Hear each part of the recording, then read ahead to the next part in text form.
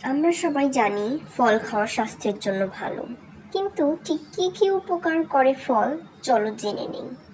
প্রথমত, ফল আমাদের দেয় প্রাকৃতিক ভিটামিন, যেমন ভিটামিন সি, ভিটামিন এ আর ভিটামিন ই। এসব আমাদের রোগ প্রতিরোধ শক্তি বাড়ায় আর ত্বক করে সুন্দর ও উজ্জ্বল। দ্বিতীয়ত, ফল হজমে সাহায্য করে। ফলে থাকে ফাইবার বা আঁশ, যা পেট ঠিক রাখে আর কোষ্ঠকাঠিন্য কমায়।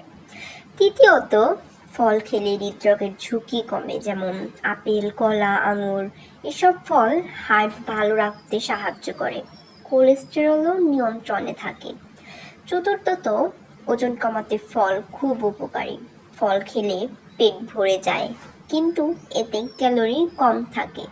তাই যারা ওজন কমাতে চাও তাদের জন্য ফল আদর্শ।